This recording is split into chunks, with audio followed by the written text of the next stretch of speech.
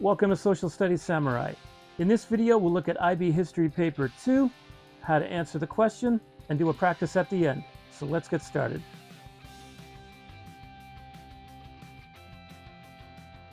Okay, everybody, IB History Paper 2, and we'll talk about how to write a strong essay, and I'll give you a sample at the end using Authoritarian States. So in the video, we're going to talk about the exam. We'll talk about some of the questions you might see, how to respond, some tips, things to do and not to do, and a practice question. So the demands of the exam basically are you writing two highly focused, well-structured, analytical essays by developing a coherent argument or maybe balanced judgments from two different topics in IB history. This means you've got to understand the topic and have the details and the knowledge, plus the command terms, what's being asked of you, key concepts, and historiography. So the questions.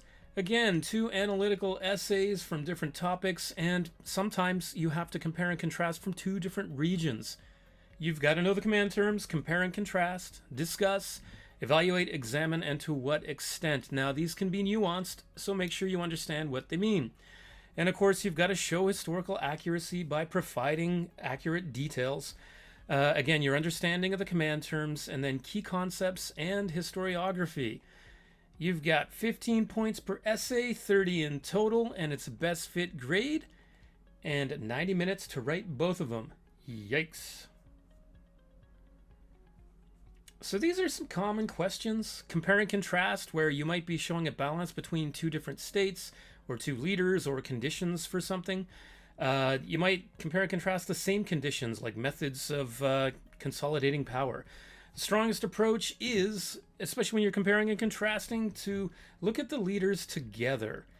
Now, the cause and consequence questions address both the causes and the consequences, and you want to pay attention to both. It's got to be balanced. Now, to what extent questions, this is where you got to make a decision, right? To a great extent, to some extent, or to little extent, and you have to provide evidence for that extent, and put that in your theses, right? The last sentence of your introduction. And this also means you got to provide counter arguments, counterpoints, other perspectives if you're going to justify the extent, effectively. So all strong responses, of course, have analysis. They have multiple perspectives, maybe even opinions from the time period, your interpretations, maybe interpretations from specific historians and or schools of historical thought. So this is the mark scheme. You could pause and read through it, but I've put it into these three columns here to make it a little bit more palatable. These essentially are what are in the highest mark bands, right? So you got to be focused, very clear and very focused, well structured, well organized. Your knowledge has to be accurate and it has to be relevant.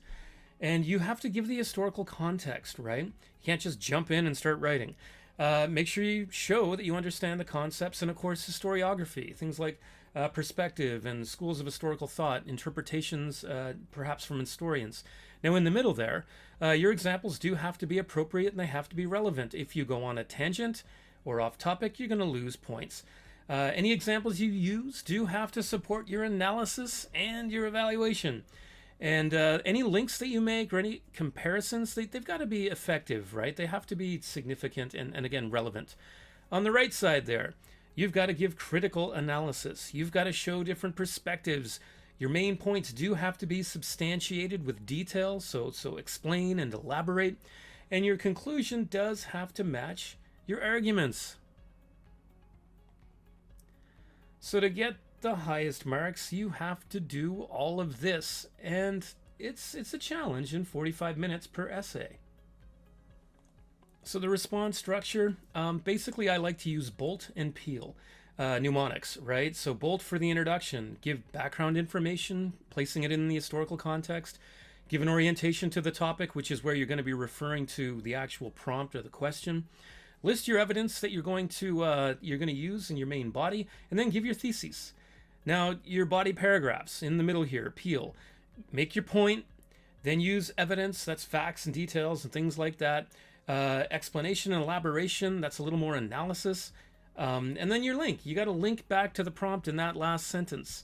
Now, finally, the conclusion. You're going to reiterate or restate your topic in its historical context, restate your main points and arguments, and then, of course, you want to give like the broader implications. Why is this important? For example, what's the big picture? Now, here's the important thing. Your introduction and your conclusion are your first and last impressions, so do not neglect them, please. They are very important. Budget time for the conclusion. So tips, things to do, right? Of course, review your history notes. I'm always saying that. Understand the question first. You have to understand the demands of the question. For example, the regions, the time period it's asking for, that kind of thing. You're going to outline your points before you write. That's a good idea. Just really quickly with a few words, what are the three main body points you're going to argue? Choose your details and your evidence carefully. You can't write everything, so you've got to take the most important and or significant stuff. Use complete sentences. Use advanced language, right? That history terminology. Things like indoctrinate rather than brainwash, or pretext rather than excuse. Autarky rather than economic self-sufficiency. It's quicker to write, too. Use prompt terminology. Refer to the key concepts. Write full names first, and then after that, write the surname. So start with, Adolf Hitler, and then after that, write Hitler. Roughly give equal time to both essays. I mean, that's not completely realistic, but don't spend all your time on one and then just a little time on the other, because both are worth 15 points maximum. And you're going to have to write this in about 45 minutes per essay, so really budget your time. So things that you shouldn't do. Don't choose the incorrect regions. Remember, the USSR is in Europe, not in Asia, even though geographically it spans across both. Don't rewrite the question. You're going to waste time. Don't write facts and details only. You need facts and analysis. Don't write irrelevant knowledge or details. You're not going to get value for it. Don't use vague words. Thing, something, anything, like etc. Like, what does that mean?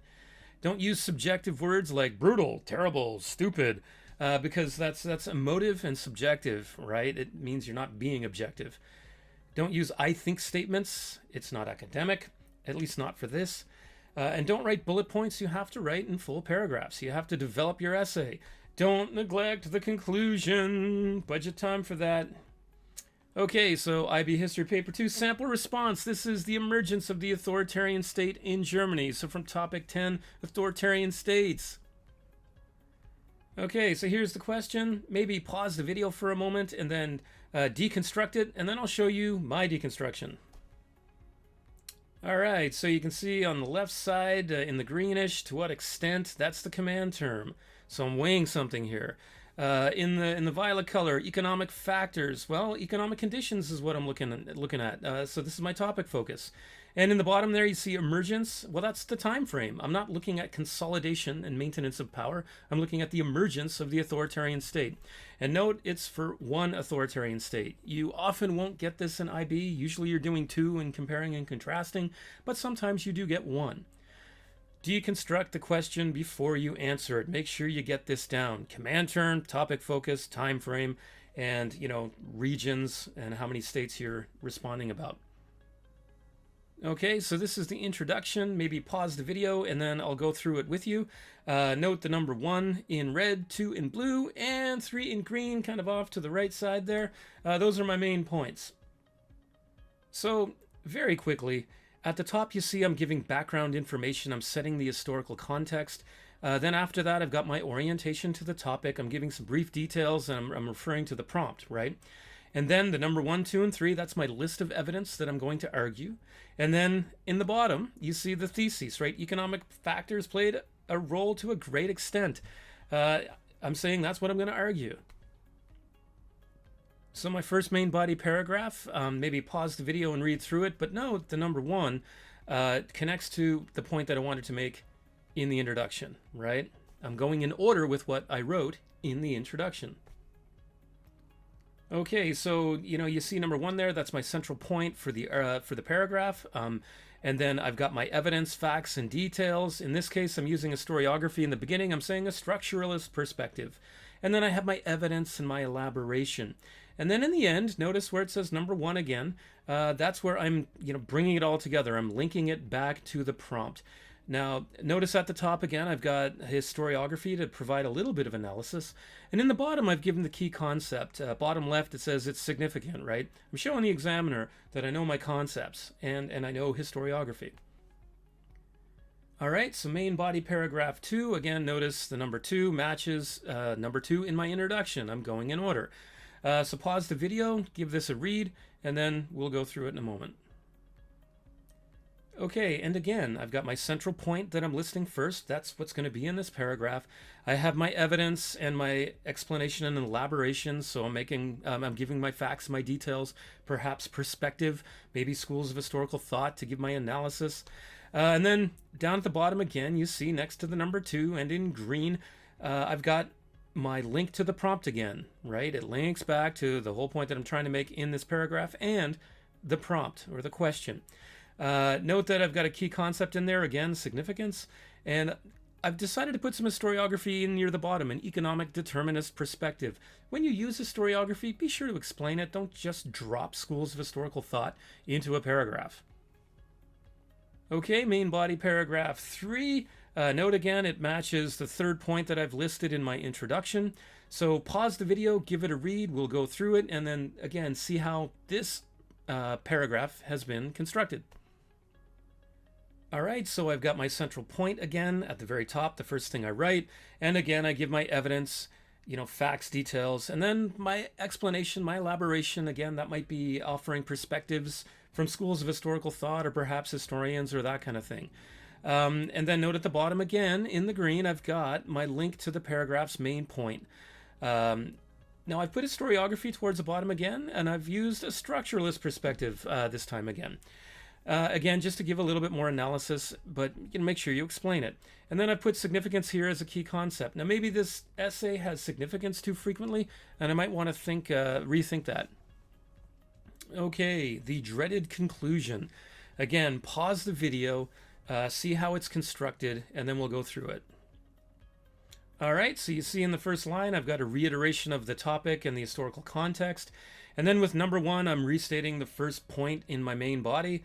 So the first paragraph in the main body, and then number 2, and then number 3, right? So I've got my points that I've just restated, trying to use some different language, different wording when I can.